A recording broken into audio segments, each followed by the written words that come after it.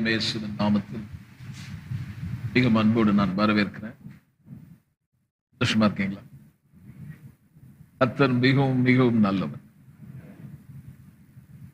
எத்தனை இடர்கள் வந்தாலும், எத்தனை விதமான நெருக்கங்கள் வந்தாலும், நாம் ஆராதிக்கிற தேவன் தப்புவிக்க வல்லவர். ஆண்டவர் சொன்னார், இந்த உலகத்திலே உபத்திரவம் உண்டு, ஆனால் திடன் கொள்ளுங்கள், நான் இந்த உலகத்தை ஜெயித்தேன். ஒரு சேரப் என்ற வார்த்தை இங்கிலீஷ்ல. உபத்திரம் இருக்கும், ஆனா அதை பார்த்து நீ அழாத, புலம்பாத, சந்தோஷமாயிரு. உலகத்தை நான் ஜெயித்தேன். எப்படி கர்த்தர் இப்படிப்பட்ட ஒரு ஜெயமுள்ள ஒரு வாழ்வை பொல்லாத, தீங்கான, கொடுமையான இந்த உலகத்திலே நன்றாக வாழும்படி தேவனுடைய பிள்ளைகளுக்கு சில பிரமாணங்களை கற்றுக்கொள். ஆகவேதான் வேதம் வலியுறுத்துகிறது, வார்த்தையை கவனிங்கள். நான் ரட்சிக்கப்பட்டேன், எனக்கு ஏன் இவ்வளவு கஷ்டம் அப்படின்னு சொல்றது நிறைய பேர் சொல்றதை நான் கேட்டிருக்கேன். ஆனா எப்படி நல்லா வாழறது? உலகத்தில் அப்படி இருக்கும், காமன், எல்லாருக்கும் வரும் பிரச்சனை. ஆனா அதை எப்படி நம்ம ஜெயிக்க முடியும்? அதுதான் நம்ம இந்த வருஷத்துல மிக அருமையான காரியத்தை ஆவியானவர் நமக்கு இந்த வாக்குத்தத்தமா சொன்னார். முதலாவது சில காரியத்தை ஒன்னிலிருந்து நான் அகற்றி போட்டு, பிறகு கர்த்தர் நம்ம எப்படி ஒரு பெரிய ஒரு பெருக்கத்து எப்படி கட்டி எழுப்புகிற ஒரு அனுபவம், ஒரே தேக்கமான நிலையில் இல்லாம மிக சிறப்பான ஒரு நிலையில் வர வேண்டுமானால், நீங்கள் யோவான் 15ஆம் அதிகாரம் படிக்கும் போது இயேசுநாதர் சொல்றாரு, நம்முடைய வாழ்க்கையினுடைய பர்பஸ், நோக்கம் என்னன்னா, நிறைய கனி கொடுக்கிற பிள்ளைகளா இருக்கணும். அதாவது பலன் உள்ள ஒரு வாழ்வு, ஏதோ வந்தோம் வாழ்ந்தோம் இல்லாம ஒரு பலன் தருகிற ஒரு வாழ்வு. அப்ப அவர் சொல்றாரு, அந்த கொடியில எது கனி கொடுக்கலையோ அதை நான் அறுத்து போடும். ஏன் அறுக்கிறாருன்னா, அந்த கொடி, அந்த செடி நிறைய பழம் கொடுப்பதற்காக. வாழ்க்கையில தேவையில்லாத காரியங்கள் பல முறை நம்மள சுத்திக்குது. கொடினாலுமே தெரியுமா, கிரீப்பர் அப்படியே சுத்திக்கும். சில பேருக்கு பயம், கவலை, கெட்ட பழக்க வழக்கங்கள், தேவையற்ற காரியங்கள், தவறான எடுத்த சில முடிவுகள் நம்மள அப்படியே சுத்திக்குது. வாழ்க்கையில ரொம்ப ஒவ்வொரு மைல் ஸ்டோன் சொல்லுவோம், வாழ்க்கையில ஒவ்வொரு வயதும் ஒரு மைல் கல் மாதிரி தாண்டி போறோம். குழந்தையா பிறந்து பிறகு அது ஒரு மைல் ஸ்டோன் கிராஸ் பண்ணி அதை கொண்டு போய் ஸ்கூல்ல சேர்க்கும். அதுக்கப்புறம் சிறுவர் பருவத்திலிருந்து வாலிப பருவத்துக்கு வருது. இப்படி காலங்கள் கடந்து வரும்போதெல்லாம் பாருங்க, ஒவ்வொரு பருவத்திலையும் ஒரு சில விதமான காரியங்கள் நம்மளை சூழ்ந்துகிறதுன்னு சொல்றது அப்படியே பற்றிக்கொள்ளுது, நம்மளை பிடிச்சிக்குது. அந்தந்த பருவத்துல அது மாதிரி சில சூழ்நிலைகள் பாருங்க. ஒரு கல்யாணம் பண்ணி வைக்கிறாங்க, கல்யாணம் பண்ணி குடும்பத்துல என்ன பிரஷர், எவ்வளவு பிரச்சனைகள். நம்ம அதை பார்த்துட்டு வரோம். 2 கொரிந்தியர் 4ஆம் அதிகாரத்துல 8வது வசனத்துல சொல்றாரு, நான் படிக்கிறேன், we are hard pressed on every side. எல்லா பக்கத்திலையும் நெருக்கப்பட்டு, ஹார்ட் பிரஸ், கடினமா அப்படியே பிடிச்சி நசுக்கும் போது, pressure from family, finance, health, சொல்லிக்கிட்டே போலாம். இது மேல அப்படி சுத்தும் போது அது விதமான ஒரு அழுத்தத்தை ஏற்படுத்தும். சில பேர் சொன்னாங்க, கல்யாணமே பண்ணிக்காத, 1008 பிரச்சனை உன் தலை மேல பிள்ளைங்க, பெண்ணுங்க நிறைய சிரிப்பாங்க, பெண் பிள்ளைங்க நிறைய சிரிக்கும். ஒருத்தர் சொன்னாரு, நான் மாதிரி சிரிக்கிட்டு பாரு, அது விட்டுருப்பா, சிரிக்கிறது சிரிக்கட்டும். கொஞ்ச நாள் ஆச்சுன்னா அது சிரிக்கவே சிரிக்காது. அம்மா கூட எதுக்கடி சிரிக்கிற, எதுக்கு சிரிக்கிறேன்னு திட்டிக்கிட்டே இருக்கும். கல்யாணம் பண்ணி கொடுத்த பிறகு சிரிக்கிறதே கிடையாது. உம்முன்னு ஆயிடுறாங்க. 1008 காரியங்கள் அப்படியே மனசை அப்படி கொடி பிடிச்சிக்கிற மாதிரி சுத்தி அழுத்தம், 4 பக்கத்துல அழுத்தம். குடும்பத்தை பார்க்கறதா, பிள்ளைகளை பார்க்கறதா. பலமுறை குடும்பத்துல ஒரு ஸ்திரீயானவளை அதிகமா விசாரிக்கிறது இல்லை. ஒரு குடும்பத்துல ஒரு பெரிய பிரச்சனை. ஏதோ போனோம், வீட்டுக்கு போனோம், சம்பளம் வாங்கி கையில கொடுத்தோம்னு நினைக்கிறாங்க ஆம்பளைங்க. ஆனா அந்த கட்டின மனைவி எப்படி இருக்கா, அவளுக்கு என்ன வேணும்ன்றதே கேட்டு நிறைய முறை அவங்களுக்கு என்ன வேணும்னு தான் சொல்லுவாங்க. பெண்கள் நல்லா தலையாட்டு. அவங்களுக்கு என்ன வேணும்ன்றதே தான் சொல்லிட்டு இருக்காங்களே ஒழிய உனக்கு என்ன வேணும்னு அவங்க கேட்கறதே கிடையாது. புருஷனுக்கு என்ன பிரச்சனை, இந்த வீட்டை எப்படி கொண்டு வர போறேன், என்ன செய்ய போறேன், அந்த அந்த பிரச்சனையில எல்லாத்தையும் மறந்துடும். நம்ம அந்த ஒரு ஆம்பளை குற்றப்படுத்துறாங்க. சரி, அவரை கொஞ்சம் பார்த்தா அவரை சுத்தி நிறைய பாரங்கள். மனைவியை பார்க்கணும், பிள்ளைய பார்க்கணும், வீட்டு வாடகையை கட்டணும், வேலையில சில பிரச்சனைகள், ஏகப்பட்ட பிரஷர். சரி, ஒரு சொந்தமா வீடு வாங்கினா அதுக்கப்புறம் இஎம்ஐ கட்டுறது, அதை கட்டுறது, இது அப்புறம் பார்த்தா பிள்ளைங்க அதுங்க வளர்ற பருவங்கள்ல அதை பார்க்க வேண்டிய காலகட்டங்கள் எல்லாம் பல விதத்துல நெருக்கப்படும் போது எனக்கு ரொம்ப பிடிச்சது பவுல் சொல்றாரு, வருது நாங்க 4 பக்கத்திலையும் நெருக்கம் வருது, ஆனால் எந்த பக்கம் நெருக்கப்பட்டும் நாங்கள் அதை தான் கத்துக்கணும்ன்ற. நான் பல முறை சொல்லிட்டே வரேன், நம்ம அதை கவனிக்கிறோமான்னு தெரியல. பிரச்சனைன்றது எல்லாருக்கும் தானே இருக்கு. ஆனா வேதம் என்ன சொல்லுது, எந்த பக்கம் நெருக்கப்பட்டும், அது போயட்ரி கிடையாது. இப்ப படிங்க, அதுல பாருங்க என்ன சொல்ல பாருங்க. எப்பக்கம் நெருக்கப்பட்டும் ஒடுங்கி போவதில்லை, கலக்கம் அடைந்தும் மனம் உடைவதில்லை, துன்பப்படுத்தப்பட்டும் கைவிடப்படுகிறதல்ல, கீழே தள்ளப்பட்டும். What an amazing statement. அது எப்படி என்ற காரியத்தை குறித்து நம்ம பார்த்தோம். இருள் நிறைந்த இந்த உலகத்துல வெளிச்சத்தை பிரகாசிக்க சொன்னது. இந்த அறியாமையில இப்படி பல பிரச்சனைகள் வரும் பொழுது அந்த பிரச்சனையில இருந்து நீ இருளே இருந்துடாத, நீ வேற மாதிரி வாழ்ந்து காட்டு, வெளிச்சத்தை நீ பிரகாசிக்க பண்ணு. சில வெளிப்பாடு பெற்றிருக்கிற நீ ஏதோ மத மாற்றம் அல்ல, பாருங்க, இன்சைட், உள்ளே ஒரு காட்சி. என்னுடைய வாழ்க்கையில் இருக்கக்கூடிய நான் பிரச்சனையை பார்க்காம அதையும் கடந்து எனக்குள்ள என்ன இருக்குதுன்றத காரியத்தை கண்டுபிடிக்கணும். அப்படி எப்படி கண்டுபிடிக்கிறது? உள்ள இருக்கிறது எனக்குள்ள என்ன இருக்குதுன்னு கண்டுபிடிக்கணும்னா, அவர் சொல்றாரு, இந்த மண் பாண்டத்துக்குள்ளே எல்லாம் சொல்லுவோம். அதை நான் உங்களுக்கு ஜட்ஜஸ் புத்தகத்திலிருந்து நான் காமிச்சேன். எப்படி அது புரிஞ்சுக்கிறது. யுத்தம் நடக்குது பாருங்க, அந்த மண் பானைக்குள்ள ஒரு தீவெட்டியை வச்சு அவர் சொல்றாரு, இந்த எதிரிகள் பார்த்தா கடல் மணல் மாதிரி இருக்காங்க, அவங்களை எப்படிங்க ஜெயிக்க முடியும்னா, அவர் சொல்றாரு, எவ்வளவு ஒரு படிக்கும்போது எப்படி இருக்கு பாருங்க, மண் பானையை போட்டு கீழே உடைச்சு அந்த தீவெட்டியை உயர்த்தி பிடின பாருங்க. இதெல்லாம் இப்படி பைபிள் நம்ம படிச்சோம்னா வீட்டுல உட்காந்து படிச்சா ஒன்றும் புரியாது. அதுதான் இந்த 2 கொரிந்தியர்ல நம்ம படிக்கும் போது அவர் சொல்றாரு, இந்த மண் பாண்டத்துக்குள்ள அந்த வெளிச்சம் இருக்கு, அந்த தீவெட்டி இருக்கு. அந்த வெளிச்சம் வரணும்னா அங்க சொல்றாரு, அந்த பானையை நீ உடைக்கணும்ன்றார். உன் மாம்ச எண்ணங்கள், பயம், கவலை, ஐம்புலன் உணர்வுகள் பல முறை நமக்கு முன்னாடி சொல்லுது, பெரிய சேலஞ்சா, உன்னால முடியாது, விட்டுடு, அவங்க எல்லாம் திருந்த மாட்டான், நீ வீட்டுல இருக்கிறவங்களை பத்தியே நீ எதுக்கு அவரை விட்டுடு, நீ வேலையை விட்டுடு. இல்ல, எல்லாருக்கும் ஒரு நோக்கம் இருக்குங்க. நீங்க ஒன்னும் எதிர்பாராத விதமா அந்த குடும்பத்துல பிறக்கல. கர்த்தர் உங்களை பெரிய ஒரு நோக்கத்தோட உங்க வீட்டுல வச்சிருக்காரு. நல்லா கைத்தட்டி தேவனை துதிக்க. நீங்க தான் அந்த வீட்டுக்கே வெளிச்சம் பாருங்க. நீங்க சாதாரண ஆள் அல்ல.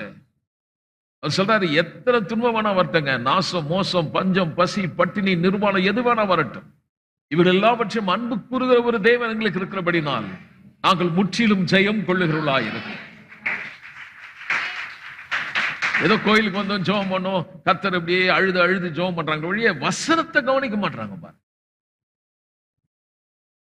அதை சரியா கவனிக்காம எப்ப பார்த்தாலும் சொல்றாங்க பேய், கட்டு, பிசாசின் போராட்டம். எங்க போனாலும் ஆவிக்குரிய சபையில இது பிரதானமா சொல்றது என்னன்னா, பேய் பேய் பேயின்னு சொல்லிக்கிட்டே இருக்கு.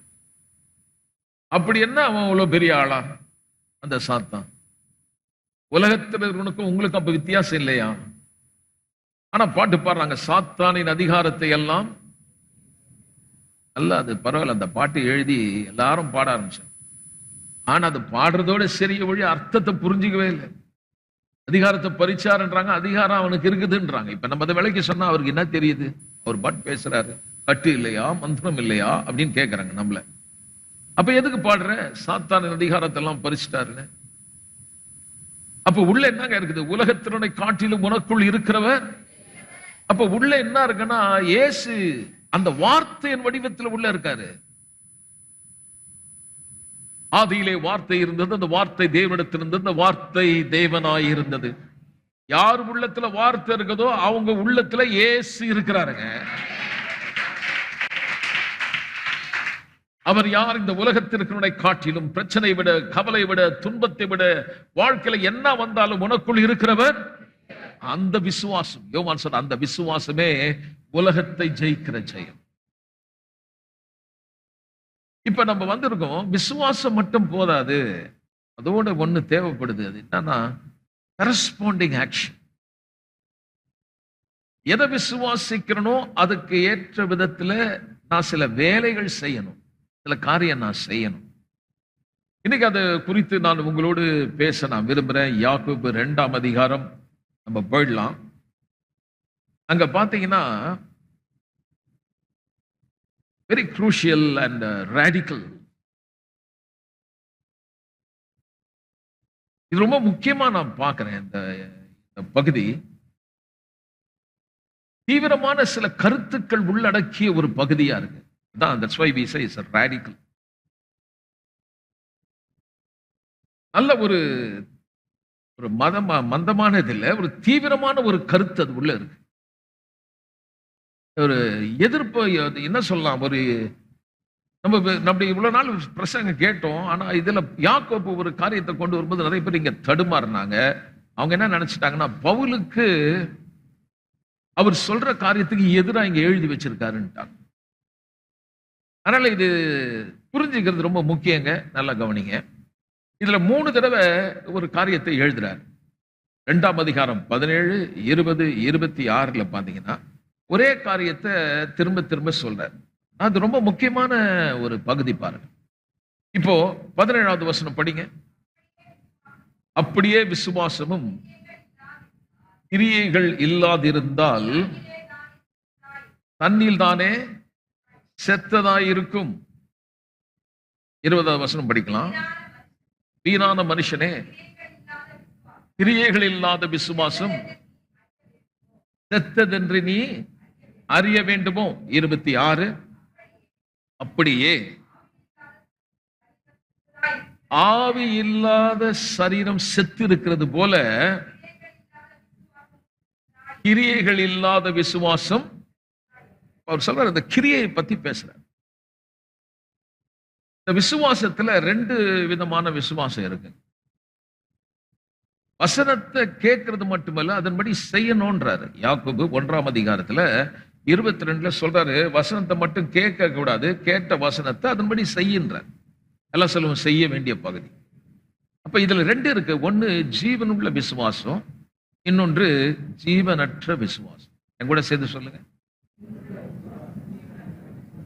எனக்கு ரொம்ப வருத்தம் என்னன்னா, கோயிலுக்கு வரணும், வந்தா ஜெபம் பண்ணி மந்திரிச்சு விட்டுருவாங்கன்றவங்க 100% கிறிஸ்தவர் வாழறாங்க. போதனைகளுக்கு அவர்கள் அவ்வளவா முக்கியத்துவம் கொடுக்கறது இல்லைங்க. ஆனா என்னைக்கு நம்ம வார்த்தைக்கு முக்கியத்துவம் கொடுக்கிறோமோ, சவால்கள் வந்தாலும் நீங்க நல்லா இருப்பீங்க. சூழ்நிலைகள் மாறிக்கிட்டே இருக்கும். கவனிக்கிறீங்களா?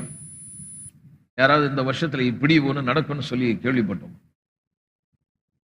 நடந்துட்டு தான் இருக்கு. இன்னும் என்ன நடக்க போகுது நமக்கு தெரியாது. ஒரு பகுதியில் அப்படியே மேகம் வரும்போது அங்க மழை பெய்யுது, அப்படியே மேகம் பரவி எல்லா இடத்துலயும் மழை கடைசியா வந்து அந்த மழை வந்து சீசன் சொல். இந்த மாதிரி முதல்ல கொஞ்சம் அப்படியே வார் வரா மாதிரி இருந்தது. அப்புறம் பாத்தீங்கன்னா ரஷ்யாவும் யுக்ரைன்ல ஒரு யுத்தம் நடந்துட்டு எத்தனையோ மாசமா, அது ஒரு வருஷமா போயிட்டே இருக்குது, யுத்தம் நடந்துட்டு. சரி, அங்கதான் பிரச்சனைன்னு பார்த்தா இப்ப அப்படியே மெதுவா ஈரான் பக்கம் வந்த பிறகுதான் நமக்கு கொஞ்சம் பிரச்சனை தெரியுது. இப்ப லேசா ஒரு அம்மா ட்ரம்ப பார்த்து திட்டுது, அறிவு இருக்காயா, எனக்கு சிலிண்டரே இல்லையா வீட்டுல, என் புருஷனுக்கு எப்படி சோறு ஆக்கணும், டிவியை பார்த்து பேசு. நிலை எப்படியே தொடர்ந்தா என்ன ஆகும், நமக்கு எவ்வளவு ஒரு பிரச்சனை அது கொண்டு வருது.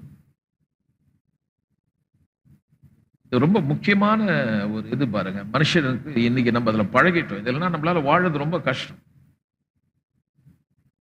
எரிபொருள் இல்லைன்னா எப்படி இண்டஸ்ட்ரி நடக்கும்? இண்டஸ்ட்ரீஸ் நடக்காது. இண்டஸ்ட்ரீஸ் இல்லைன்னா உற்பத்தி இருக்காது. உற்பத்தி இல்லைன்னா நமக்கு சாப்பாடு இருக்காது. அதான் விவசாயம் பண்ணாலும் அங்கிருந்து நமக்கு வரணும். நம்ம வீட்டில் என்ன விவசாய தோட்டமா வச்சிருக்கோம்? கத்திரிக்காயில இருந்து அரிசியில இருந்து எல்லாமே லாரியில தான் வரணும். லாரினா தண்ணியில ஓடுது. Every time we are facing problem. ஒவ்வொரு பிரச்சனையா வந்துட்டு இருக்கு. இப்படி வரும்போது இந்த ஜனங்க பேசுறதை நீங்க கவனிச்சு பாருங்க. அரிசி காலம் பிரதர், அவ்வளவுதான் முடிஞ்சு போச்சு. ஒவ்வொரு பிரச்சனை வரும்போதும் நீங்க வேதத்தை படிச்சா, அப்ப கூட பேதுரு நிருபங்கள்ல இயேசு கிறிஸ்து வருகையை குறித்தவர்கள் யோசிச்சாங்க. இதோ வருகை சமீபமா இருக்கு. அப்புறம் காலப்போக்கில் அப்படியே மறந்தாங்க. திரும்பவும் பிரச்சனை வரும்போது சொன்னாங்க இயேசு கிறிஸ்து வருகை. சொல்லுங்க பரவாயில்ல. கொரோனா வந்த உடனே கிட்ட வந்தாச்சுட்டான்.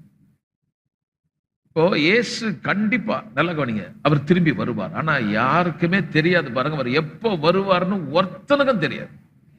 கை தட்டி தேவனை துதி. வரப்போறாருன்னு சொல்லிட்டு வேலை செய்யறவங்க வேலையை விட்டுட்டு சரியா கவனிக்காம, அப்படி இல்லாம சில காரியம் நம்ம இந்த உலகத்துல எவ்வளவு கஷ்டம் வந்தாலும், என்ன மாதிரி சேலஞ்ச் வந்தாலும், நம்ம எப்படி வாழறதுன்ற காரியத்தை குறித்து சொல்லும் போது சொல்றாரு, உங்களுக்கு விசுவாசம் ரொம்ப முக்கியம்.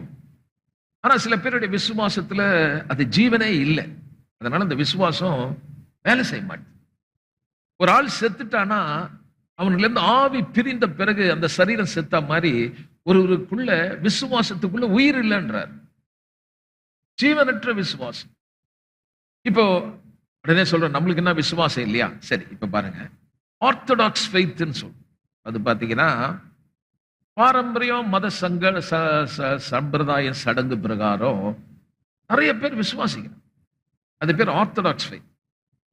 கோயில்ல நீங்க போறாங்க பாருங்க, போகும்போது சொல்றாங்க இயேசு கிறிஸ்து பிறப்பு. ஐயோ என்னங்க அப்படி சொல்லிட்டீங்க, கிறிஸ்துமஸ்னா நான் ஒரு தனியா நல்லா கொண்டாடுவேன். அவங்க கிறிஸ்துவர்கள். அப்ப நம்புறாங்க இயேசு இந்த உலகத்துல மனுஷனா வந்ததை நம்புறாங்க. வரப்போது புனித வெள்ளி, நீங்க பாருங்க, அவங்க இப்போ சில பேர் சாப்பிடுறது இல்லை சரியா, உபவாசம் இருக்கிறாங்க. 40 நாள் உபவாசம் இருக்கிறவங்க இருக்காங்க. அன்னைக்கு புனித வெள்ளி அன்னைக்கு கண்டிப்பா வீட்டுல ஒரு கசப்பு கீரை செய்து கஞ்சி செய்து ரொம்ப துக்கம். அப்போ நம்புறாங்க இயேசு மரித்தார்ன்றதை நம்புறாங்க. அப்புறம் உடனே பார்த்தீங்கன்னா ஞாயிற்றுக்கிழமை எல்லா தலையிலும் பூவெல்லாம் வச்சுட்டு ஜம்முன்னு வருவாங்க. என்னன்னு பார்த்தா ஈஸ்டர் வந்துச்சுங்கன்ட்டாங்க. அப்போ இவங்களுக்கு என்னன்னு பார்த்தீங்கன்னா, இது பேர் என்னன்னு பார்த்தீங்கன்னா, அவங்க நம்புறாங்க. அவங்க நம்பாதது என்ன? அவர் மரணத்தினால எனக்கு என்ன கிடைச்சது? சரி, அவர் ஏன் பிறந்தார்? அவர் மனுஷனா வர வேண்டிய அவசியம் என்ன? ஒரு தேவன் மனு அவதாரம் எடுக்கிறதுக்கான காரணம் என்னன்னு கேட்டு பாருங்க. அவங்களுக்கு தெரியாது, சொன்னாலும் நம்ப மாட்டேன்.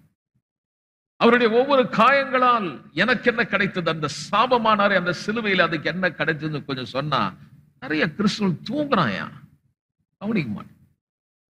அவர் உயிர் தெழுந்தனாலே நானும் அவரோடு உயிரோடு கூட எழுப்பப்பட்ட என்ற காரியத்தை சொல்லும் போது அவங்களுக்குள்ள அதை கவனிக்கிறது இல்லை. அதனால என்ன ஆகுதுன்னு பாத்தீங்கன்னா, அவங்க வெறும் சும்மா ஒரு ஷாலோ கிறிஸ்டியன், மேல்வட்டமா ஒரு கிறிஸ்துவர்களா இருக்கிறாங்க. இப்ப பவுலுக்கு யாக்கோபு கேட்கிறாரு, விசுவாசம் என்பது கண்ணில் பார்க்க முடியாது. நீங்க விசுவாசிக்கிறீங்கன்றத நான் பார்க்க முடியாது இல்லையா? விசுவாசத்தை பார்க்க முடியுமா? பார்க்க இன்விசிபிள். அதை எப்படி சொல்றாரு பாருங்க, படிப்போம். யாக்கோபு, ஜேம்ஸ் சாப்டர் 2 and verse 18. யாக்கோபு வந்து ஜேம்ஸ் இருக்கும். ஒருவன் உனக்கு விசுவாசம் உண்டு, எனக்கு கிரியைகள் உண்டு. ஒருத்தன் சொல்றான் எனக்கு விசுவாசம் இருக்குது, இன்னொருத்தன் சொல்றான் எனக்கு என்ன இருக்குன்னா கிரியைகள் இருக்கிறது. கிரியைகள் இல்லாமல் விசுவாசத்தை எனக்கு காண்பி. இருங்க, ஒவ்வொன்னா சொல்றேன். நீ எதையுமே செய்யாம நீ விசுவாசம் இருக்குதுன்னு சொல்றல, அதை எனக்கு காட்டு. நான் என் விசுவாசத்தை கிரியைகளினாலே உனக்கு காண்பிப்பேனே என்றான். 2 பேர் சொல்றாங்க, 2 பேர் இருக்காங்க. ஒருத்தனுக்கு விசுவாசம் இருக்குது, ஒருத்தனுக்கு கிரியைகள் கூடிய விசுவாசம். இப்போ ஒருத்தன் கேட்கறான் உன் விசுவாசத்தை எனக்கு காட்டு. ஒருத்தன் சொல்றான் என் விசுவாசத்தை நான் என்ன விசுவாசிக்கிறேன் என்பதை நான் என்னுடைய செயலை பார்த்து நீ தெரிஞ்சுக்கொண்டோம். It's very important. இப்போ நம்ம காத்து இருக்குது, அந்த காத்தை நம்ம கண்ணில் பார்த்ததில்ல, பட் அதோடைய எஃபெக்ட் நமக்கு தெரியும். அதோடைய தாக்கம். மின்சாரம் இருக்குது, எலக்ட்ரிசிட்டி, அதோடைய எஃபெக்ட், அதோடைய பலனை நம்ம அனுபவிக்கிறோம். ஆனா அதை நம்ம கண்ணில் பார்க்க முடியல பாரு. அப்ப ஆவிக்குரிய வாழ்வை குறித்து நீங்க சொல்லும்போது விசுவாசம் ஜீவன் உள்ளது, விசுவாசம் ஜீவனற்ற விசுவாசம், கிரியை இல்லாத விசுவாசம் என்னது?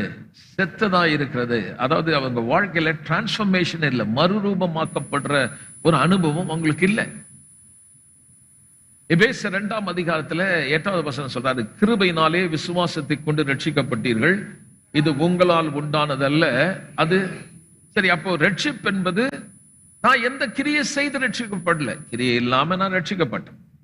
ஏன் நான் ரட்சிக்கப்பட்டேன்னு 10வது வசனம் சொல்றாரு பாருங்க. 10வது, ஏனெனில் நல்ல கிரியைகளை செய்வதற்காக. எல்லாம் சேர்ந்து சொல்லலாம். இப்போ விசுவாசம் மட்டும் போதாது, விசுவாசத்தோட கிரியைகள் அவசியம் என்பதை யாக்கோபு சுட்டி காட்டுறார். இன்னும் எபிரேயர் புத்தகத்திலேயும் அது இருக்கு. எபிரேயர் 10ஆம் அதிகாரம், சில வசனம் கொடுக்குறேன், எல்லாம் வச்சுங்க, கவனிங்க, ரொம்ப யூஸ்ஃபுல்லா இருக்கும். எபிரேயர் 10ஆம் அதிகாரம் 38வது வசனத்தை நம்ம படி. எபிரேயர்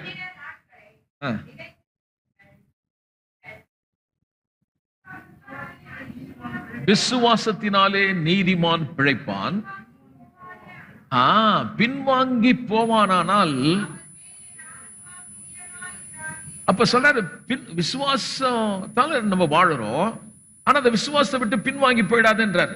எப்படி நான் பின்வாங்க இருக்கணும் அப்படின்போது இயேசுநாதர் சொல்றாரு, விசுவாசம் விசுவாசிக்கிற சொல்லிட்டு ஒண்ணுமே செய்யலனா, வித்அவுட் எனி வேர்ட், அது என்ன பிரயோஜனம்ன்றார். நீங்க அதை படிச்சீங்கன்னா இயேசுநாதர் சொல்ற மத்தேயு 7ஆம் அதிகாரத்துல 21ல இருந்து 23வது வருஷம் 27வது வருஷம் வரைக்கும் நம்ம பாத்தீங்கன்னா அங்க வந்து ஃபால்ஸ் ஃபெய்த்தை பத்தி சொல்றாரு. சும்மா கர்த்தரை பார்த்து கர்த்தாவே கர்த்தாவேன்னு சொல்றது இல்ல, என் வசனத்தை கேட்டு அதன்படி செய்கிறவர்கள். எல்லாம் சேர்ந்து சொல்வோம். சரி, இப்ப நம்ம செய்திக்குள்ள போலாம். யாக்கோபு 2ஆம் அதிகாரம் 17வது வசனத்தை நம்ம படி. அப்படியே விசுவாசமும் கிரியைகள் இல்லாது இருந்தால் தன்னில் தானே செத்ததாய் இருக்கும். அப்போ இந்த விசுவாசத்தை குறித்து என்ன சொல்ல வர, கிரியை என்ன சொல்றாருன்னா, நீங்க தேவனுடைய பார்வையிலே நீதிமான் ஆகணும்னா என்ன, எப்படி நாம் நீதிமான் ஆகிறோம் அப்படின்ற ஒரு வாரியத்தை சொல்றாரு. 21வது வசனத்தை நம்ம படிக்கலாம். நம்முடைய பிதாவாகிய ஆபிரகாம் நம்முடைய குமாரன் ஈசாக்கை பலிபீடத்தின் மேல் செலுத்தின பொழுது கிரியைகளினால் அல்லவோ நீதிமானாக்கப்பட்டான். What is this? பல இடத்துல நம்ம படிச்சிருக்கோம், மிக தெளிவா சொல்லுது, கிரியையினால் அல்ல விசுவாசத்தினாலே நாம் நீதிமான் சொல்லுது.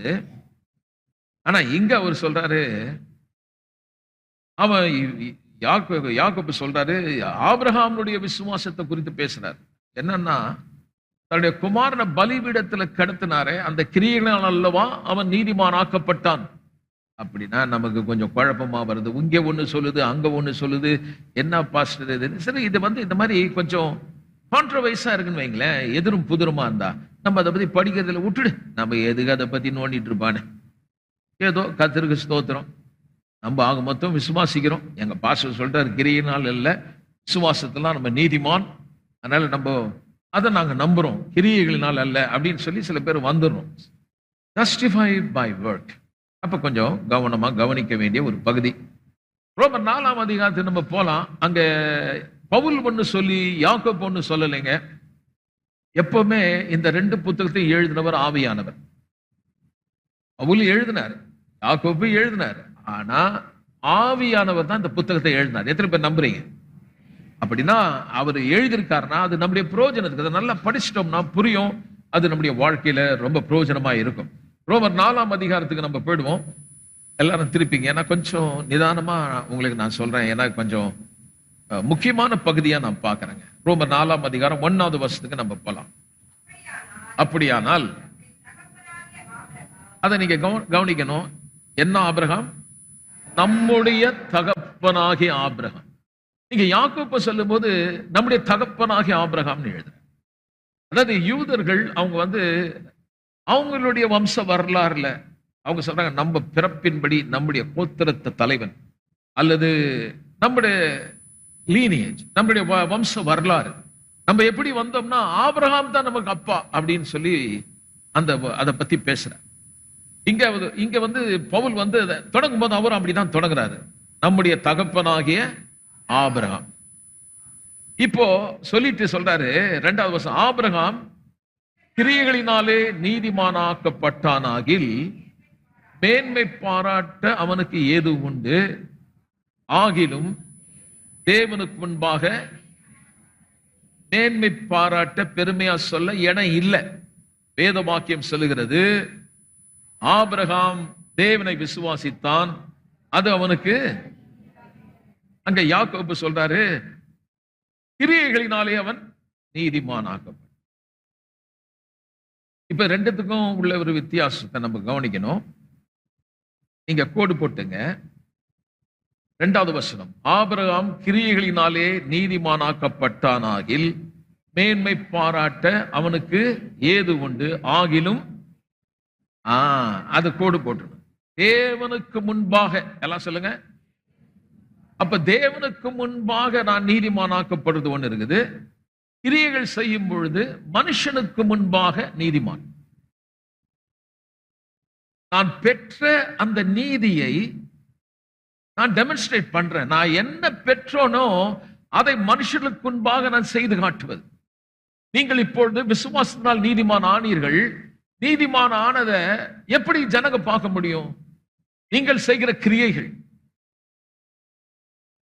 ஆமென் கூட வர கம்பேஷன், மனதுருக்கம். அங்க அதுதான் யாக்கோபு படிச்சீங்கன்னா சொல்றாரு, நீங்க ஒரு மனுஷன் பசியா வரும்போது பசியாறு குளிர்காயி அப்படின்னு சொல்லி அமிச்சிட்டா அது சரியா? அது என்ன சொல்லலாம், ஒரு உண்மையான ஒரு மனதுருக்கத்தை காட்டல, ஒரு ஃபால்ஸ் கம்பேஷன். அவங்க மேல ஒரு பரிதாபத்தை காட்டுறமே ஒழிய இரக்கத்தை காட்டணும். நம்ம எதையும் செய்யறது இல்லை. விசுவாசிகள் அப்படின்னும் போது கர்த்தர் சொல்றாரு, நீ வசனத்தை கேட்டுட்டு வீட்டுக்கு போயிடாத, உன்னுடைய பங்கு ஒண்ணு இருக்குது. நீ பெற்றுக்கொண்ட காரியத்தை நீங்க செய்யணும். எல்லாம் சொல்லுவோம், செய்யணும். அப்ப நான் எப்படி நீதிமான் ஆக்கப்பட்டேன்னு சொல்லும் போது 1வது காரியம், தேவனுக்கு முன்பாக நான் நீதிமான் ஆக்கப்பட்டேன்.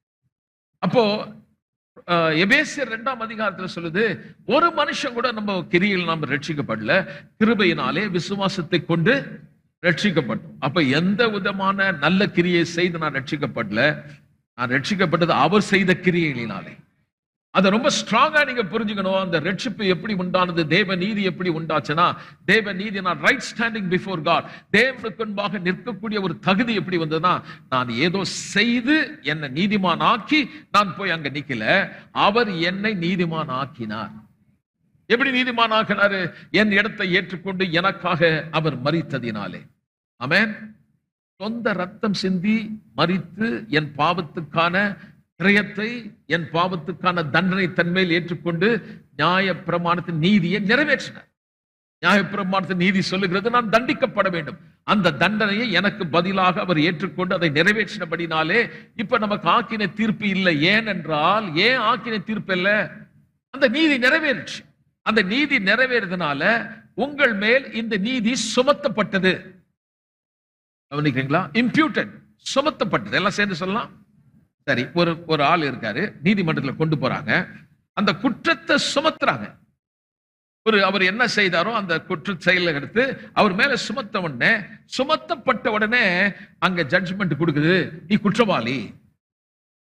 அவர் மேல சுமத்தப்படுறதுக்கு ஒண்ணுமே இல்லைன்னா அவரை குற்றவாளியா தீர்க்க முடியாது. இப்போ தேவன் உங்க மேல, என் மேல நீங்க எதுவும் செய்யல, அவர் செய்ததை உங்கள் மேல் சுமத்தி அவருடைய நீதியை, அவருடைய பரிசுத்தத்தை, அவர் எனக்காக செய்ய வேண்டிய காரியத்தை செய்து முடித்து என் மேல் அவர் என்னை பார்த்து சொல்கிறார், நீதி நிறைவே, நீ பாவி அல்ல, என் நீதி நிறைவேறினபடினாலே நீ நீதிமான். ஒரு நீதிமன்ற தீர்ப்பு மாதிரி என்ன அந்த தண்டிக்கப்பட வேண்டிய அமிச்சிட்டாரு. என்ன தண்டிக்கல, என்ன நீதிமான் என்ற ஒரு தீர்ப்பு கொடுக்கப்பட்டுச்சு. இப்ப நான் பெற்றுக்கொண்ட பிறகு என்னுடைய செயல்கள் என்ன? நான் என்ன பண்றேன்? ரட்சிப்பை பெற்ற பிறகு எந்த விதமான வாழ்க்கையை நான் நடத்துறேன்? நிறைய பேர் சொல்றாங்க நம்ம செய்து உடனே நீதிமான், ஏற்கனவே நீதிமான், அப்ப என்ன வேணா செய்துக்கோ, கர்த்தர் கிட்ட போனா மன்னிச்சிடுவாரு. இல்ல இல்ல இல்ல இல்ல. எப்படிப்பட்ட விசுவாசம் என்பதை, நீங்கள் யார், அவருக்குள் என்னவா இருக்கிறீர்கள் என்பதை, எதை பெற்றீர்களோ அதை நீங்கள் செய்வதன் மூலமாய் நீங்கள் மனுஷருக்கு முன்பாக நீதிமானாக்கப்படுகிறீர்கள். முதலாவது, நான் அவர் என்ன செய்தாரோ அதை விசுவாசிக்கும் பொழுது தேவனுக்கு முன்பாக நான் நீதிமானாக்கப்படுகிறேன். பெற்றுக்கொண்டதை என் கிரியைகளினாலே.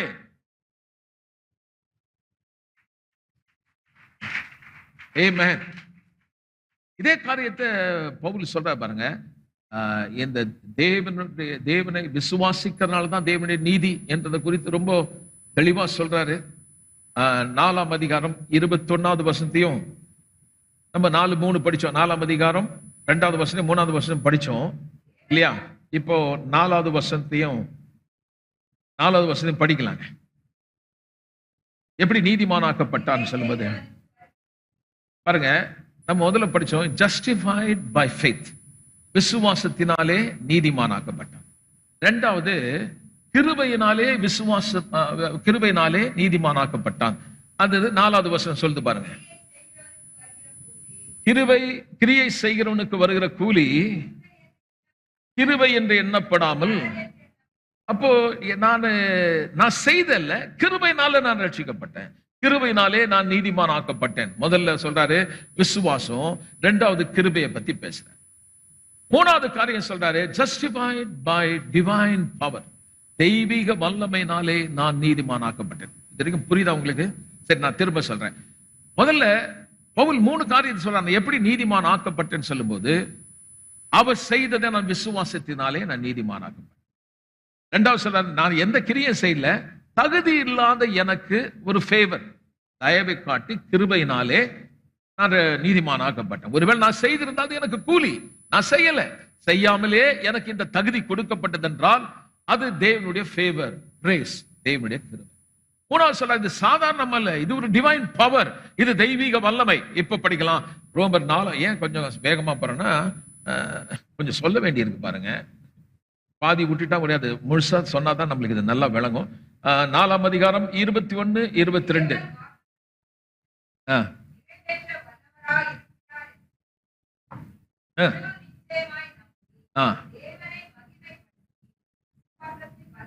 வாக்குத்தத்தம் பண்ணினதை நிறைவேற்ற வல்லவர், டிவைன் பவர். முழுச்சமா நம்புறான். அவனுக்கு வயசாயிடுச்சு பாருங்க, அவனுக்கு குழந்தை பிறகுறது எந்த விதமான வாய்ப்பு இல்லை. ஆனா தன்னுடைய பலவீனத்தை குறித்து வச்சு ஒரு கன்க்ளூஷன், ஒரு முடிவுக்குள்ள வராம, அதுக்கு மேல ஒரு தேவ வல்லமை இருக்கிறது என்பதை அவன் விசுவாசித்தான். பலமுறை நம்ம என்ன நினைக்கிறோம், நம்மளுடைய பலவீனம், நம்முடைய சூழ்நிலையை பார்த்து அவ்வளவுதான் முடியாது நினைக்கிறோம். ஆனா இங்க அவன் எப்படி தேவனுடைய நீதிமான் ஆக்கப்பட்டான்னா, என்னுடைய பலவீனம் ஒரு பக்கம் இருக்கிறது, ஆனால் அதை விட அவர் என்ன சொன்னாரோ அதை செய்ய வல்லவர் என்பதை எப்படி நம்பினானா? முழு நிச்சயமாய். இன்னைக்கு நம்முடைய வாழ்க்கையில பணம் இல்லாம இருக்கலாம், ஃபேமிலி ப்ராப்ளம் இருக்கலாம், சரீரத்துல வியாதி இருக்கலாம். சரி, உங்களை பொறுத்த வரைக்கும் நீங்க பாத்தீங்கன்னா நம்பலான்னு பார்த்தா நம்புற மாதிரி இல்ல. ஆனா அதையும் கடந்து நான் ஒரு காரியத்தை செய்றேன். என்னை அழைத்த தேவன் ஒரு பெரியவர், அவர் வல்லவர், வானத்தையும் பூமியும் சிருஷ்டித்தவர், மரித்தார், உயிரோடு எழுந்தார், அவர் உண்மை உள்ளவர் என்பதை நான் நம்புறேன். இந்த பிரச்சனையை விட நான் ஆராதிக்கிற தேவன் பெரியவர் என்பதை முழு நிச்சயமாய், அந்த வல்லமையை அப்படி நம்பும் போது, அதனாலே வேதம் சொல்லுகிறது விசுவாசத்திலே வல்லவனானால், ஆகையால் 22ஆம் வசனம், எதனால்? வல்லவர் என்பதை இவன் விசுவாசித்தபடினாலே. முதலாவது விசுவாசத்தினால் நீதிமானாக்கப்பட்டான். இரண்டாவது, அவனுக்கு தகுதியே கிடையாது, கிருபையினாலே அவன் நீதிமானாக்கப்பட்டான். 3வது பாத்தீங்கன்னா, அதை சொன்னவர் அதை நிறைவேற்ற வல்லவர் என்பதை முழு நிச்சயமாய் நம்பினான். ஆகையால் அது அவனுக்கு நீதியாக எண்ணப்பட்டது. கலாத்தியர் 3ஆம் அதிகாரம் சில வசனம் காட்டுறேன். ஃபர்ஸ்ட் தேவனுக்கு முன்பாக இருக்க நீதியை குறித்து பார்ப்போம். கலாத்தியர் 3ஆம் அதிகாரம் 7வது வசனம். ஆகையால் விசுவாச மார்க்கத்தார் எவர்களோ அவர்களே ஆபிரகாமின் பிள்ளைகள் என்று அறிவீர்களாக. மேலும் தேவன் விசுவாசத்தினாலே புறஜாதிகளை நீதிமான்கள் ஆக்குகிறார் என்று. இவ்வளவு நேரம் நம்முடைய தகப்பனாக ஆபிரகாமை குறித்து பேசினார். அந்த வம்ச வரலாறு. இப்ப சொல்றாரு, வேற தேசத்து இருந்தாலும் உங்களை குறித்து என்ன குறித்து எழுதுகிறது. புற ஜாதிகள் சொல்லும்போது யூதர்கள் அல்லாத மற்ற தேசத்து ஜனங்க எப்படி நீதிமான் ஆனாங்க? யூதர்களும் விசுவாசித்து நீதிமானானா, அதே மாதிரி நீ எந்த மதமோ, எந்த இடமோ, எந்த தேசமோ, யாரா இருந்தாலும் யாராவது ஒருவர் இயேசுவை விசுவாசித்தால், என்ன விசுவாசிக்கிறேன்? அவர் எனக்காக மனுஷனாய் வந்தார், என் பாவத்துக்காக பரிகாரம் செய்தார், என் பாவத்துக்கான பிராயச்சித்தத்தை நிறைவேற்றினார், அவர் ரத்தம் எனக்காக சிந்தப்பட்டது, அவர் பலியானார், மரித்தார், மரித்தவர் அங்கே இல்லை, மகிமையாய் 3ஆம் நாளில் உயிரோடு எழுந்தார் என்பதை விசுவாசித்தால் தேவனுடைய பார்வையில அவனுக்கும் தண்டனை கிடையாது, அவர்களுக்கும் நியாய தீர்ப்பு கிடையாது.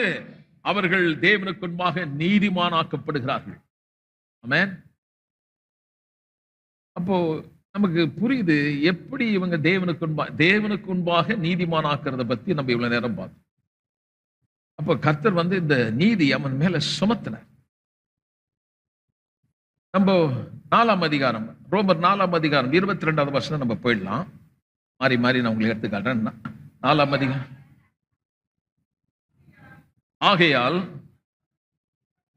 ஆகையால் அது அவனுக்கு நீதியாக எண்ணப்பட்டது. He put righteousness, listen my bill, into your account. உங்க கணக்குல தேவனுடைய நீதியை போட்டார். Man is bankrupt, morally bankrupt, spiritually bankrupt.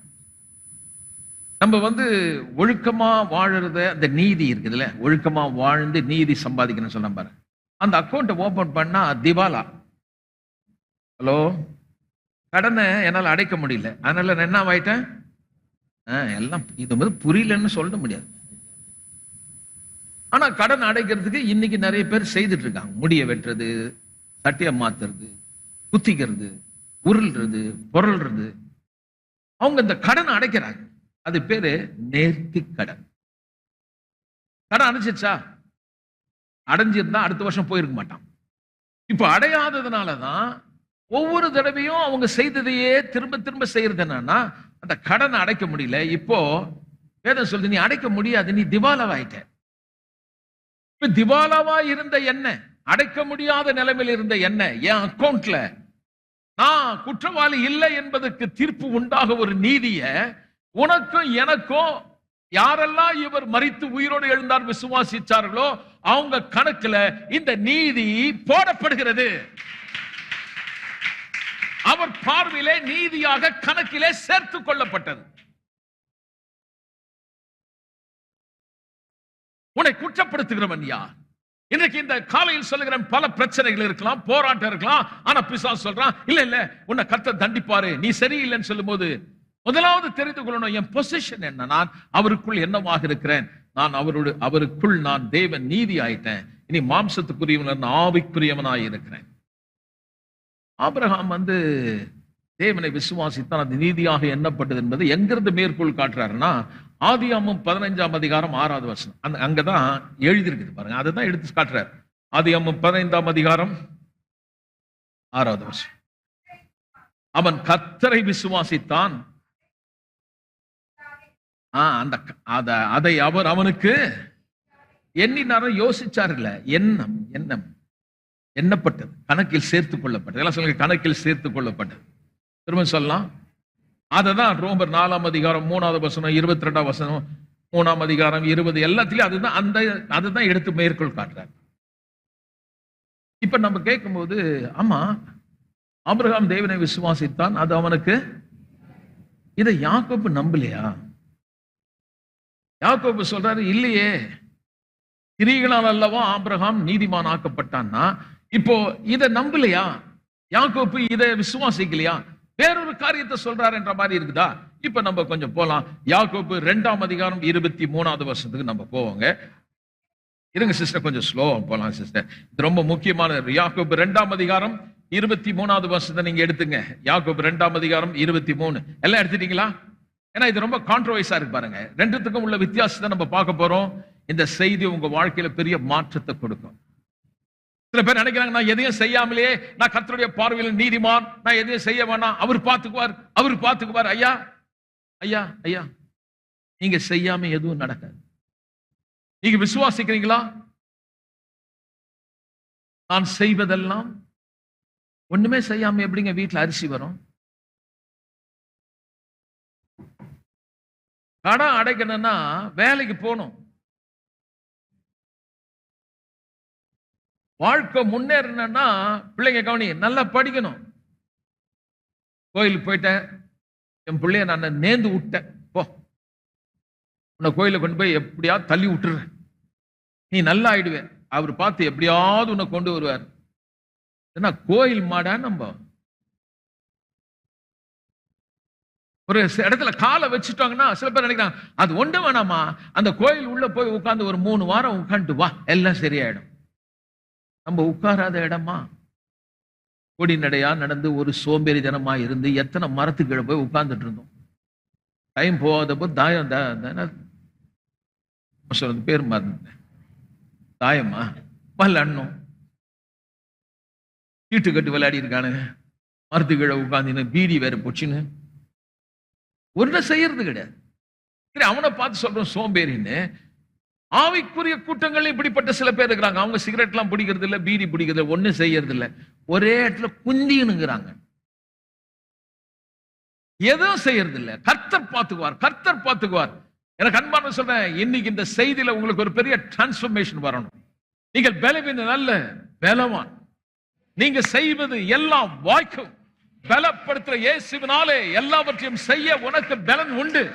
எனக்கு படிக்கும் போது வாலிப பிள்ளைங்க, நீங்க படிக்கும் போது எனக்கு படிப்பு வரலன்னு சொல்லாதீங்க, முடியும். ஒவ்வொரு காலையிலும் இப்போ 10th ஸ்டாண்டர்ட் பசங்களுக்காக, +2 பசங்களா ஏன்ச்ச உடனே முதல்ல ஜெபம் பண்றேன். நம்ம பிள்ளைங்க நல்லா படிச்சிருக்க பிள்ளைங்க, எழுதும் போது ஞானத்தை கொடுங்க, அதை சரியா பேப்பர்ல பிரசன்டேஷன் பண்றதுக்கு அவங்களுக்கு நல்ல புத்தியை கொடுங்க.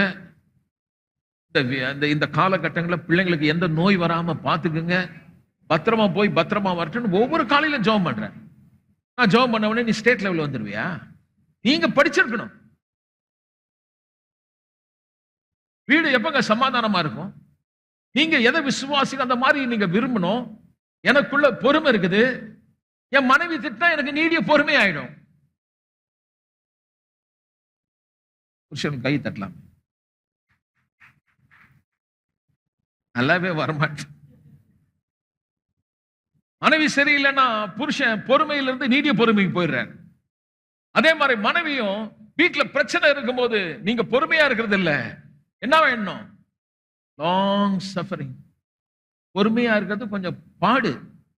மகளால்பா சொல்லுங்க, அது நான் சொல்ல வேணாம், உனக்கே தெரியும். ஒண்ணுமே செய்யாம அந்த நேரத்துல பிரச்சனை வரும்போது வாயை மூடிட்டு பேசாம இருந்தோம்னா அது ரொம்ப கஷ்டம். ஒரு 2 நிமிஷம், 3 நிமிஷம், 4 நிமிஷம், 5 நிமிஷம் ஆன உடனே உள்ள ஒண்ணு சொல்லுவான், இப்படிலாம் உட்கார்ந்து இருந்தீனா அவன் சரிப்பட்டு வர மாட்டான், நீ 2 வார்த்தை சொல்லு, அப்பதான் அவன் அடங்குவான். உடனே அவர் சொல்லி பார்க்கிறாரு, கேட்க மாட்டு, குத்துனான் குத்து ஒரு வாயில, பேசுவியா, அது பல்லு உடஞ்சு அங்க போய் போடா அப்படித்தான்டா பேசுவேன். இப்படி சண்டை போட்டு குடும்பங்கள் மாற ஏதாவது ஒரு வாழ்க்கையில் வரப்போதா? அவங்க சொல்றாங்க சில விசுவாசம், பிரதர் நான் அதெல்லாம் பண்றது, நான் எப்ப ரட்சிப்பு நான் அடிக்கிறதே இல்லை பிரதர். ஆனா வேற மாதிரி செய்யறாரு. ஜெபத்திலே மனைவியை போட்டு தள்ளுறாரு.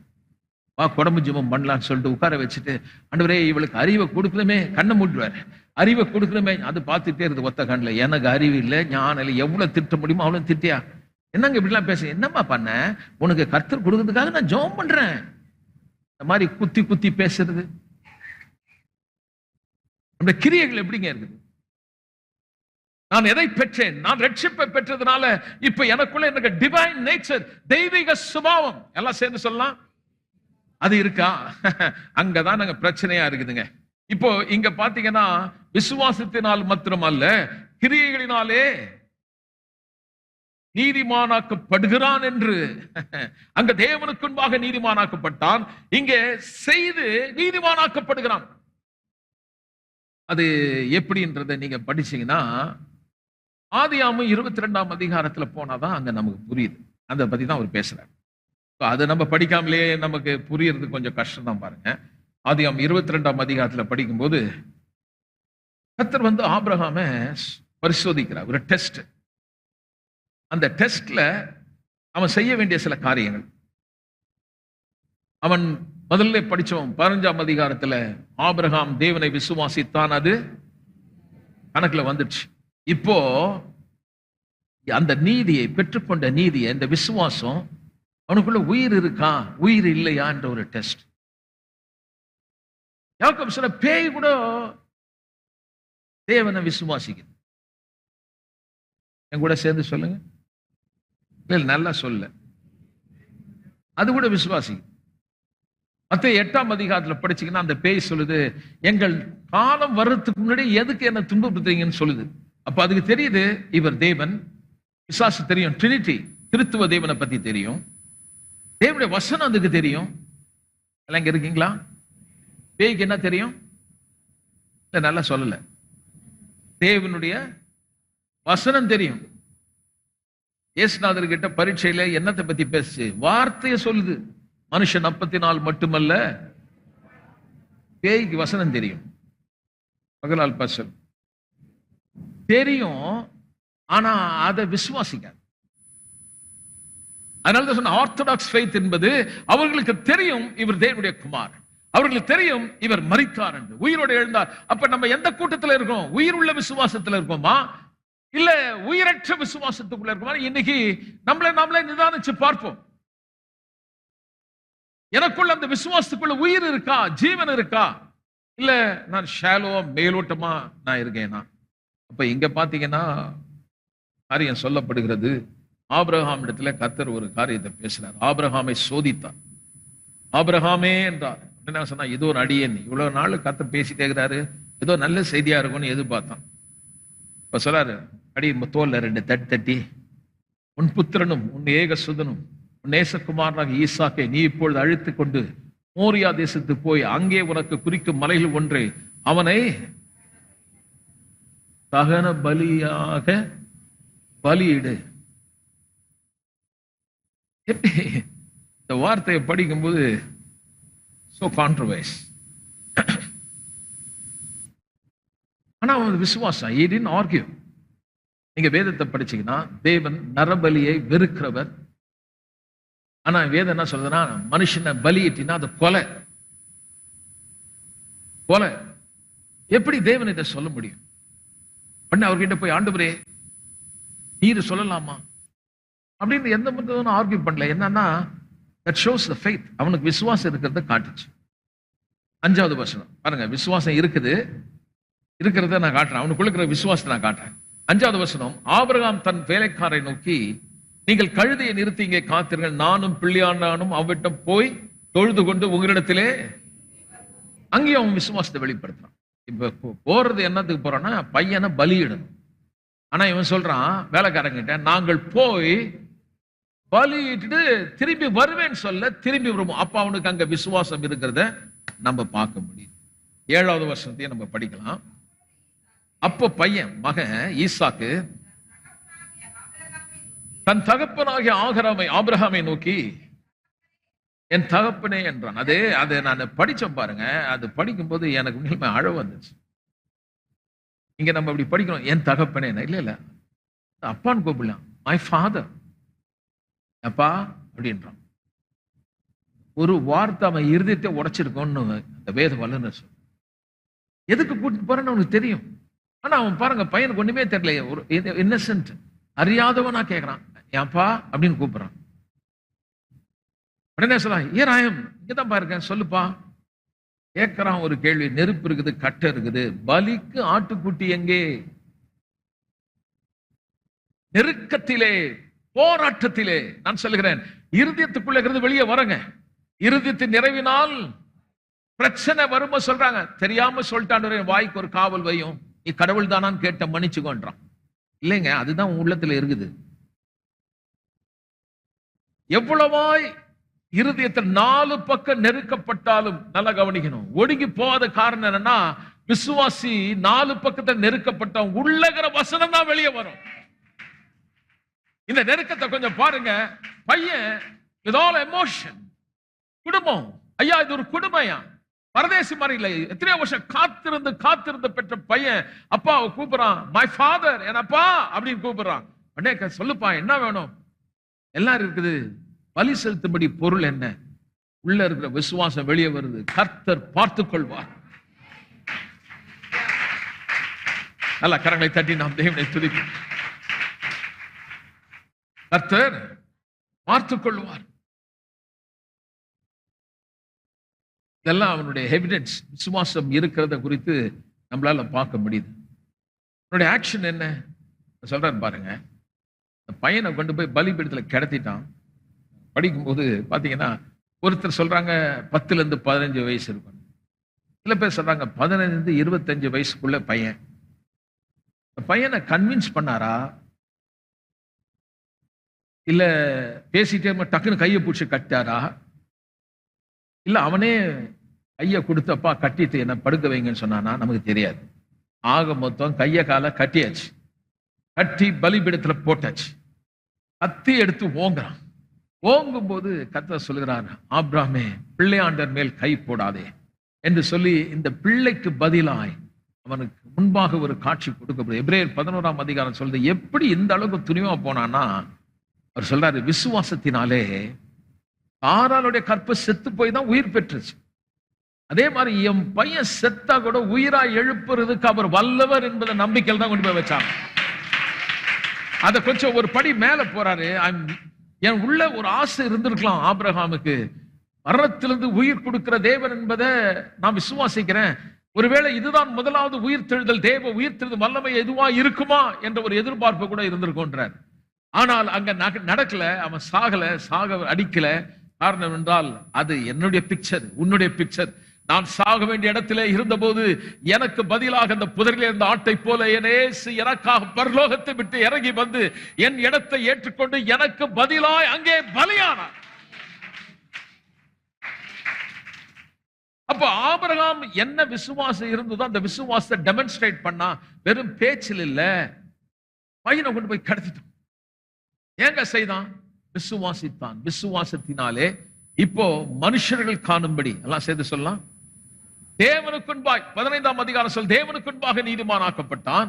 அவன் தேவனுக்குன்பாய் நீதிமான் ஆக்கப்பட்டவன் பை ஆக்ஷன், பை செயல். அவன் செய்த செயலினாலே தான் நீதிமான் என்று எண்ணப்பட்டான், காணப்பட்டான். எல்லாரும் ஜனங்களும் பார்க்கும்படி இன்னைக்கு சரித்திரம் சொல்லுகிறது, ஆபிரகாம் தன்னுடைய ஒரே பேரான குமாரனை பலி கொடுத்ததுனாலே அப்படின்னா டெமான்ஸ்ட்ரேட்டட், சில காரியத்தை செய்தான். இன்னைக்கு நான் ரட்சிக்கப்பட்ட விசுவாசி, என்னுடைய செயல்கள் எப்படி இருக்கு? நான் நீதிமான், சரி, நீதிக்கேற்ற செயல்கள் இருக்குதா? நான் பரிசுத்தமான என் நடத்தை இருக்கிறதா? நான் கர்த்தருடைய பிள்ளை, நான் வேதத்தை படிக்கிறேனா? நான் கர்த்தருடைய பிள்ளை, தேவனை ஆராதிக்கிறேனா, ஜெபிக்கிறேனா? எனக்கு தேவனுக்கும் எனக்கு ஒரு நல்ல உறவு இருக்கிறதா? என்னுடைய பிரையாரிட்டி என்ன? விசுவாசின்னு சொல்றோம், ஆனால் என் ஆக்ஷன் எப்படி இருக்கு? எதை நான் முதலிடம் தருகிறேன்? என் குடும்பமா அல்லது என் தேவனா? அவையே சைலண்ட் ஆயிடுச்சு. என் வேலையா, என் கர்த்தரா? ஞாயிற்றுக்கிழமை கர்த்தருடைய நாள். ஏன் கோயிலுக்கு வரோம்? வார்த்தையை கத்துக்கணும். திங்கட்கிழமை காலையில எழுந்து ஜெபம் பண்ணா, இங்க வந்து வசனத்தை கேட்டாதான் உன் ஆவியில அனல் வரும். நான் விசுவாசி நம்புதர், நான் ஏற்றுக்கொண்டேன். செத்தா நேர பரலோகம் போவேன், நான் இல்லைன்னு சொல்லல. ஆனா இங்க ஒரு பிரயோஜனம் இருக்கு. டிரான்ஸ்ஃபர்மேஷன் இல்ல, மறுரூபம் இல்ல, மாற்றங்கள் அல்லங்க, மாற்றங்கள் இல்ல, மறுரூபம் ஆகணும். உங்களை கொண்டு தேவன் எதை செய்யும்படி அழைத்தாரோ அத்தனையும் உங்களால செய்ய பலன் உண்டு. I tell you, you can fulfill his purpose. அவர் நோக்கத்தை நீங்கள் நிறைவேற்ற முடியும். உங்களுக்கு தேவை பணம் அல்ல, உங்களுக்கு தேவை தரிசனம். உங்களுக்கு தேவை, உங்களுக்கு அருமையான பொருள் அல்ல, பதவி அல்ல. முதலாவது உனக்கு தேவை ஒரு கனவு, ஒரு தரிசனம். எப்படிப்பட்ட தேவனை நான் ஆராதிக்கிறேன் என்ற அந்த கனவு, அந்த தரிசனம் எப்படி வருதுன்னா, எனக்கு முதல்ல உள்ள ஒரு கனவு மாதிரி ஒரு காட்சி உண்டாகுது. அது மேல எனக்கு பேஷன், கட்டுக்கடங்காத ஆசை, அது பெருகுது. அதுதான் என்ன தரிசனமாக்குது. அந்த தரிசனம் பெற்ற உடனே என்னால சும்மா இருக்க முடியாது. செய்யணும்னு இந்த கையும் காலும் கர்த்தருக்கு சொந்தம் சொல்ல ஆரம்பிச்சிடும். செய்ய ஆரம்பிக்கும், நடக்க ஆரம்பிக்கும், பேச ஆரம்பிக்கும், அவருக்கு வேலை செய்யும்.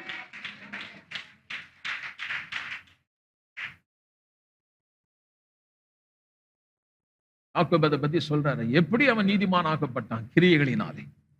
கிரியைகளினாலே இருக்கும்போது மனுஷனுக்கு முன்பாக. நிறைய பேர் நினைக்கிறாங்க பாருங்க, அங்க ஒண்ணு சொல்லியிருக்கு, இங்க ஒண்ணு சொல்லியிருக்குது. அங்க பவுல் எழுதினாரு விசுவாசத்தினால் நீதிமான் ஆக்கப்படுவான் கிரியைகளினால் அல்லன்னு உடனே அவனுக்கு ஒரு லெட்டர் எழுதியிருக்காரு இவரு. எப்படி நீ சொல்லலாம்? விசுவாசனா மட்டுமல்ல கிரியைகளினால் சொல்லி இருக்கிறாரே அப்படின்னு கொண்டு போறாங்க. இல்ல அப்படி அல்ல. 2 எழுதுனது ஆவியானவர். ஆவியானவர் எழுதுனா ஒண்ணுக்கு ஒண்ணு முரணா இருக்காது. அங்க நல்லா படிச்சாதான் கோடு போட்டு காட்டினேன். தேவனுக்கு முன்பாக நீதிமானாக்கப்பட்டான். இங்கே யாக்கோபு சொல்றாரு, அதை நானும் நம்புறேன். தேவனுக்கு முன்பாக நீதிமானாக்கப்பட்ட பிறகு தம் பிள்ளையை கொண்டு போய் கடத்தும் போது மனுஷனுக்கு முன்பாக அது நீதிமான் ஆக்கப்பட்டான் என்ற காட்சி அங்கே கிடைக்கிறது என்று சொல்கிறார். அப்படியானால் விசுவாசியே, வெறும் விசுவாசி நான் அப்படியே இருக்கிறேன்றல்ல, செயல்படாமல் முடியாது. செய்யணும். உங்க அன்பை நீங்க வெளிப்படுத்தணும். வேலையை செய்யணும். கர்த்தர் ராஜ்யத்துக்காக உழைக்கணும். அவ சித்தத்தை செய்யணும். இந்த உலகத்துல எல்லாருக்கும் வேலை செய்தீங்க. புருஷனுக்காக ஓடி ஓடி உழைச்சிங்க. அந்த திட்டினா கூட எப்படியாவது அந்த தோசையை சுட்டு கொடுத்த. நல்லதே செய்தவருக்கும் இது வரைக்கும் வாயை திறந்து ஒரு சின்ன வார்த்தை கூட நான் கேட்டா வெக்கமா இருக்குது, பயமா இருக்குது.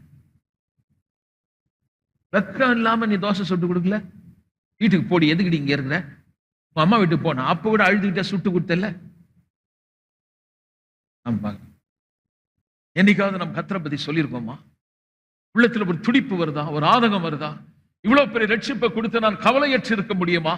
நான் அவருக்காக வாழ இன்னும் கொஞ்ச காலத்தில் நான் சொல்கிறேன், நீங்கள் படைத்த தேவனுக்கு முன்பாய் நிற்பீர்கள். கர்த்தர் சொல்றார், அவனோட கிரியைகள் வரும். Oh my God. நல்ல கரங்களை தட்டி தேவனை துதிப்போம். Bible says it's not your faith. Listen, your கிரியை, உன் ஆக்ஷன் வரும்போது உன் கிரியைகள் வெளிப்படும். விசுவாசத்து உடையவனா நீ வந்துட்டு கிரியே இல்லாம அங்க போனீங்கன்னா வெட்கப்பட்டு தலை குனியணும். கிரியை செய்த விசுவாசியா போனீங்கன்னா மகனே வா என்று சொல்லி உன்னை அரவணைத்து உன்னை கனப்படுத்த இந்த இயேசு உண்மை உள்ள ஒரு தேவன். தொடர்ந்து அடுத்த வாரம் பார்க்கலாம். எழுந்து நாம் கர்த்தரை துதிப்போம். அன்பின் பிதாவே, உமக்கு ஸ்தோத்திரம், நன்றி செலுத்துகிறோம். விசுவாசிக்கிறது மட்டுமல்ல, அதற்கு ஏற்ற செயல்களை குறித்து நாங்கள் பார்த்தோம். விசுவாசிக்கிறேன் கர்த்தாவே கர்த்தாவே என்கிறதல்ல, வார்த்தையை கேட்டு அதற்கேற்ற கிரியைகளை நடப்பித்தால் ஒழிய ஆண்டவரே நாங்கள் பெற்ற நீதி நிறைவேறுவதில்லை. நாங்கள் பெற்ற பரிசுத்தம் இலவசமாய் கொடுக்கப்பட்டது, அதற்கேற்ற விதத்தில் வாழாமல் போனால் அது நாமம் தூஷிக்கப்படுகிறதாய் மாறுகிறது. கர்த்தாவே, செய்யும்படியான பலனை திறமையை கொடுத்திருக்கிறீர். நாங்கள் முடங்கி போய் விடாதபடி எனக்கு செய்ய பலன் உண்டு என்ற விசுவாசத்தோடு காரியங்களை செய்ய இந்த பிள்ளைகள் எழும்பட்டும், என் நோக்கத்தை நிறைவேற்றட்டும். கர்த்தாவே, இதுவரை இல்லாத அளவுக்கு இன்னும் அதிகமாய் முன்னே செல்ல நீர் உதவி செய்யும். இயேசுவின் நாமத்தில் ஜெபிக்கிறோம் நல்ல பிதாவே. என் ஆத்துமாவே கர்த்தரை ஸ்தோத்திரி, என் முழு உள்ளமே பரிசுத்த நாமத்தை ஸ்தோத்திரி. என் ஆத்துமாவே கர்த்தரை ஸ்தோத்திரி. கர்த்தராகிய இயேசு கிறிஸ்துவின் கிருபையும் பிதாவாகிய தேவனுடைய அன்பு பரிசுத்த ஆவியானுடைய அன்யோன்ய ஐக்கியம், சந்தோஷம், சமாதானம், சுகமான வாழ்வு, வளம், செழிப்பு உங்கள் மேல், உங்கள் பிள்ளைகள் மேல் தலைமுறை தலைமுறையாக இருக்கும். Bye bye. God bless you.